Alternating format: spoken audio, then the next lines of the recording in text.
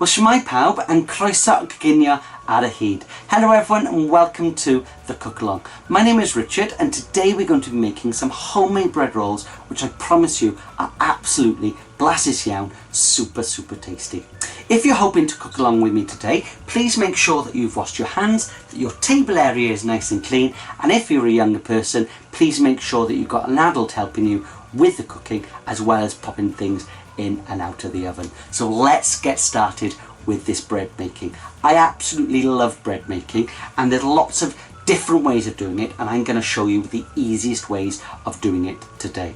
I'm hoping by now that the Welsh recipe has come up on the side just there and the English recipe is coming up on that side, and you'll see that you're going to need the following ingredients. You're going to need 200 grams of strong bread flour, and I'll tell you a little bit more about why we need the strong bread flour later, but basically it's something to do with the gluten content that makes our bread nice and stretchy. Okay, and you can see in my bowl just here, I've already done my weighing out, and you'll see on the recipe card that we need 200 grams of strong bread flour, and that's going to easily make 8 sort of little breadsticks or 6 sort of bread rolls. In addition to that, we've got our yeast, okay? And I'm using some fast action yeast today, which takes our bread making from about 4 hours if we're doing it with fresh yeast, or down to about 40 minutes as we're using this little bit of yeast just here with a fast action one, okay? We're also going to add a little 1 teaspoon of mixed herbs rather than salt. Okay, because obviously in thinking about healthy eating, we need to reduce the amount of salt that we're eating because obviously it's bad for our heart. So we're going to add some other flavours such as the mixed herbs, or you could add some cheese to it if you wanted to as well. Okay, but I'm just going to stick with the herbs today. So let's get cracking. We're also going to need a little bit of water, okay, but I'm going to worry about my water afterwards. And basically I'm going to open this packet of yeast and show you what it looks like, right? Yeast is just like us, it's a living thing, right? And I always describe my yeast in the packet, okay, as fast asleep, okay? Like I was hopefully at 6 o'clock this morning, okay? And basically we need to wake it up, and the way we're going to wake it up is by giving it some food in the form of the flour and a drink in the form of our liquid just here, right? And then once it's had its food and its water, it starts to breathe, and as it's a living thing just like us, it's going to breathe in oxygen and it breathes in out the carbon dioxide that helps our bread to rise. So I'm just going to pour this into my little bowl just here, and I just need my 1 little packet just like that, and you can see it looks very similar to sand. I promise you it's not sand. I haven't been down Barry Island Beach, okay? It's a living thing just like us. And all I'm going to do is just give that just a little mix, just as so. And by doing that, we've combined and we've separated out all those grains of yeast, and I'm just going to make a little well in the center of my bowl. Then I've got my liquid. Now the recipe card said that we needed 250 mils of water. I've got a little bit more than that in my container just here. But the rule that I like to follow is you can always add more water, but you can't take any out. So it doesn't matter how much water you have in your jug necessarily, okay? We're only going to add small amounts at a time until we make our dough, and I'll show you how to do that now. So I've got my water just here. We're not going to pour it all in. As I said, you can always add more, you can't take any out. So I'm going to add 3 little bits to start with. So 1, 2, 3. Then I'm going to give it a little mix. A mix in Welsh is cymysgu. So we cymysgu, mix, mix, mix, and mix until the flour and the yeast has sucked up all that water. Then I can add a little bit more. So I'm going to do exactly the same again. So 1, 2, 3. Then I give it a little mix. Cymysgu, mix, mix, mix, and you can see that it's starting to really absorb that liquid. I know some people that will get to that stage, they'll say, oh, I made a dough now and it's ready to knead. I will tell you that we need to add a little bit more, right? So I'm going to add a little bit more, not too much this time. I'm just going to add 1 a 2 and see how far we go. So 1 a 2, okay? Then I give it another little mix, so kamuski, kamuski, kamuski, and you can see that it's starting to form that ball of dough now, right? So kamuski, kamuski, kamuski, kamuski, kamuski, kamuski, kamuski, kamuski, kamuski, and the way that we can tell that we've made our ball of dough, okay, is that as I start to kamuski, to mix it really, really fast, what should happen is that you should end up with a nice clean bowl and a big ball of dough that fits onto your spoon like that. And you can see it's not dry, it's a little bit sticky, okay, but it's not like porridge, right? So that's the sort of consistency that we're looking for just there. And you can see I've still got a lot of water left just there. So that is going to be the first part that we're going to do. Then once you have made your dough just like that, we're then ready to start to do our kneading. And there's two ways in which you can knead, and I'm going to show you both ways today, okay? What I'm going to do first of all though is I'm just going to pop a little bit of flour onto here, and then I can show you the two ways. I'm going to split my dough in two, and all I'm going to do is just separate that flour out, get it onto my little baking tray just like that, and pop that down, and you can see that we've got our dough just like that. And I'm just going to roll in my flour, okay, until it's all nicely coated. And as I said, I'm going to show you the two ways today, and there's two ways. We can either knead straight onto the surface using our hands, and that would be classed as a slightly messy way, but the best way, right? And the second way is to knead in a plastic bag, which is the not so messy way, right? So I'm just going to leave my dough just there, and I'm going to show you the bag way to start with. I've got my little plastic bag just there. Any sort of plastic bag will do. And all that we're going to do is I'm going to add 2 spoonfuls of vegetable oil. So I pop in a dye, and then all that I'm going to do is lift up the edges just like that and rub all of that in just like that. And what that will do, that will stop the dough from sticking to the bag. Then I can open my bag and very carefully I can pop my ball of dough in, and then I just give it a little shake just like that, just to coat it. Now if you're going to knead in the bag, you put the bag down just like that, and we're going to do 100 presses and 100 squeezes, and in between every set of 10 presses or squeezes we shake the bag. So let me show you. I'm going to show you this. I'm going to do 2 sets of each, right? So for my presses, I'm not banging it down, okay? I'm just pressing it down, because what we want to do is we want to make our bread nice and stretchy, okay? Because the science is the gluten in our bread flour, okay, will make our bread nice and stretchy, and that yeast, which is a living thing just like us, as soon as we add the water, so it's got its food, it's got its drink, okay, it's going to start breathing. It breathes in oxygen, breathes out the carbon dioxide that helps our bread to rise. But if our bread isn't stretchy, okay, then it won't rise properly. So watch for our kneading in the bag, okay, mewn y bag, yeah? All that we're going to do is 10 presses. So 1, 2, 3, 4, 5, 6, 7, 8, now 10. And then I pick up my bag and I give them a good shake, okay? This is quite good fun. And then I put my bag down, and this time you can see all my doughs come to the bottom. I've got my tie handles at the top, and I'm just going to do 10 squeezes. So 1, 2, 3, 4, 5, 6, 7, 8, now 10. I start to lift them up, and then I give them a really, really good shake. It comes to the bottom, pop that down, and we do another 10 presses and 10 squeezes. So 1, 2, 3, 4, 5, 6, 7, 8, now 10. Really good squeeze, and then 10 squeezes. 1, 2, 3, 4, 5, 6, 7, 8, now 10.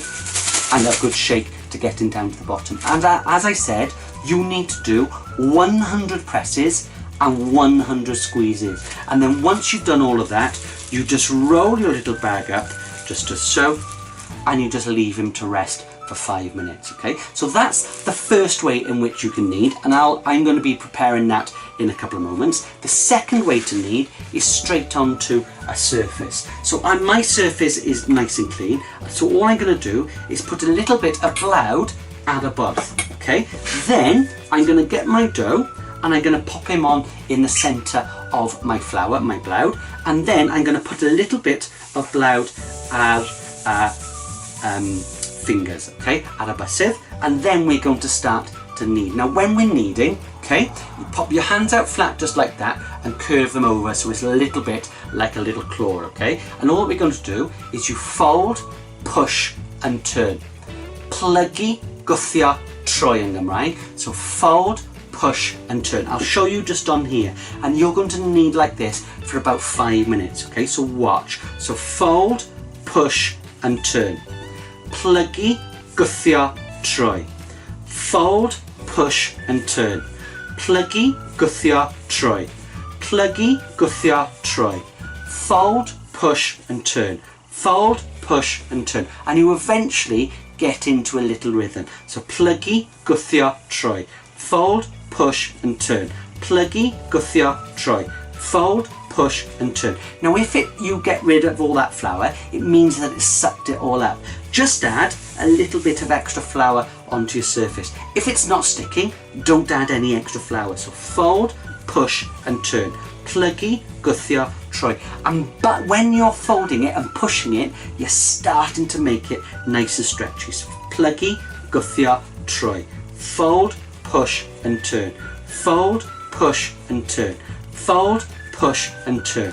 Plygu, gwthio, troi. It's starting to stick to my hands, so I'm just going to add a little bit of flour to my hands and also to my surface, just like that. Trying not to add too much flour to the surface, so roll it in as much flour as you've got there and see how you get on. So fold, push and turn. Plygu, gwthio, troi. Fold, push and turn. Plygu, gwthio, troi. And you're going to knead for about 5 minutes, okay? Now then, don't want you to be watching me knead for 5 minutes, so I'm going to carry on kneading by hand and also in my bag, and I'll see you once I've done that.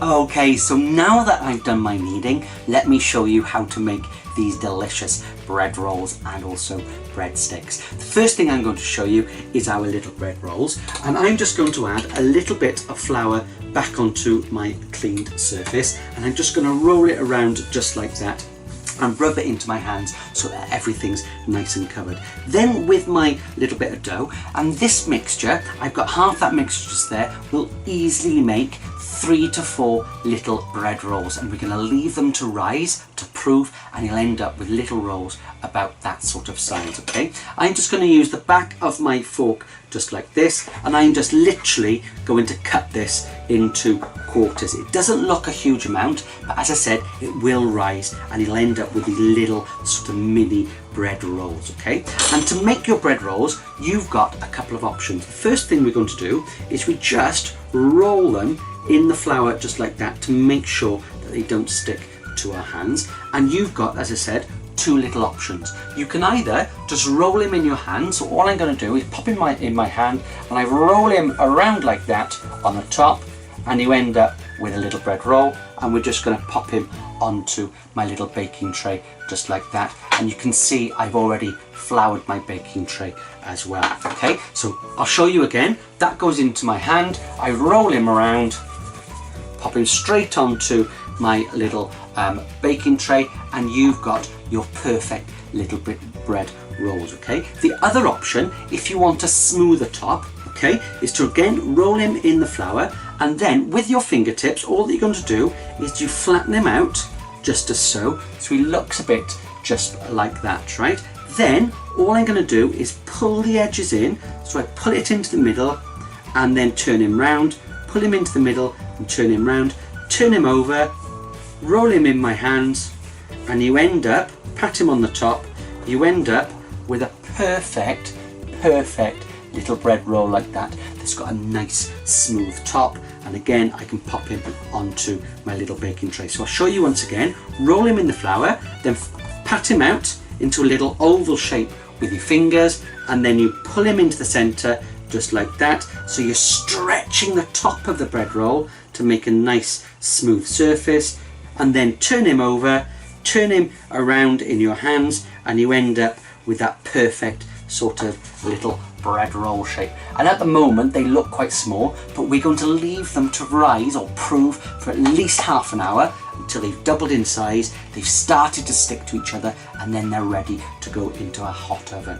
So that is our bread rolls. The other option, I've got my little bit batch of bread that I needed in my bag, is to make our little sort of breadsticks. Okay, so again, I'm going to make 4 little breadsticks, and I'm just going to cut him into my 4 little pieces just as so, and I might add just a tad more flour to my surface. And then to roll him out, we're going to start by rolling it in our hands, right? So we roll him just like that, okay, and it will come out at the bottom, so I turn it round. So roll him around, and this is where you can tell whether you've done enough kneading, because as I stretch it, it should stretch back in, and that's the gluten that is making our bread sort of nice and stretchy, right? So I've got him just like that, and I'm going to pop him onto my baking tray, and I'll show you again. So I roll him in my hand just like that,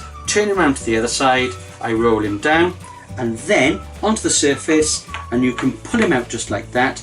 You can check whether he's nice and stretchy, which he is, and that can go onto my little baking tray just like that. I'll show you once more. That goes just as so onto your table, and you can roll him out onto your baking tray. And then the last one, just roll him out until he comes out of the bottom, turn him round, and then onto your baking tray. And these little breadsticks are great when you're out on a picnic or you're having them for packed lunch or something like that, because you can dip them into lots of different types of hummus or some cream cheese and have them with vegetables. Really, really good little snack. And you can see that I've got my bread rolls and also my breadsticks on the tray. As I said, we now need to leave those to prove in a nice warm place for about 30 to 40 minutes until they doubled in size, and then they go in a hot oven, 200 degrees centigrade, for about 10 to 12 minutes until they're nice and golden brown, and they're absolutely delicious. So I've got some that I prepared earlier, and you can see that on this batch I made 5 little bread rolls and I made 3 little breadsticks, but you can see they're all the same size, and look how much they have started to rise. So after half an hour they should have doubled in size, and then they're ready to go in the oven. Okay, so I'm going to pop these ones into my oven, as I said, 200 degrees for about 10 to 12 minutes, and they end up being nice and golden brown, really, really crispy, and I'll show you how that we can check that they are ready. So I'll see you in a couple of moments. Well, hello and welcome back. You can see that my bread rolls and sticks are now out of the oven, and this kitchen area smells absolutely blasus iawn. If I just hold up my tray for you to the camera, you can see that the bread rolls have now gone nice and golden brown. They're well risen. They're actually stuck together because they rose so much, and that in the baking world is called kissing. So your rolls are sort of kissing, and you can see that my breadsticks have also risen and gone nice and golden brown as well. To check that your bread is made, obviously you've got the visual checks. However, if you're super careful, and I'm just going to turn those over just like that, if you also tap the bottom of your breadstick or your bread rolls, you should be able to hear that it's nice and hollow in the centre. So if I just be very quiet, you should be able to hear that it's gone nice and hollow, and it sounds crispy all the way through. Now I'm not going to leave those on my baking tray because they will start to go quite soggy. So all I'm going to do is super carefully is I'm just going to pop them onto my little cooling wire just like that, and you can see that my breadsticks are all stuck together. All I need to do to undo them is just pull them apart just like that, and you end up with these delicious little breadsticks just as so. So you've got that one just there, and they are starting to come apart, but they are super crispy. They will be a lot easier to pull apart afterwards. So I'm just going to pop that down just like that. And as I said, these breadsticks are great when you have them with little dips such as hummus or maybe some salsa or a little cheese and chive sort of drip. dip, which is really tasty. You can also use the bread rolls for sandwiches. You can cut them in half and toast them. They are really, really good, but all absolutely delicious. Now, something else that you can make from your little bread dough is also some homemade pizzas, and you can see that I've made these ones just here, and I just rolled out half the quantity of the bread dough, so it was about 100 grams of prepared dough, rolled it out to about 1 centimetre in thickness. I then rubbed over or spread over some passata, a little bit of cheese on top, and 8 minutes in the oven, and you end up with these wonderful little pizzas as well. So I hope that you have enjoyed today's cook along. Don't forget that all the recipe cards are available on the Youth Service website, as well as our website, which is cookingtogether.co.uk. The link is coming up just for you just there. I look forward to cooking with you again in the future, but in the meantime, cook in your happiness.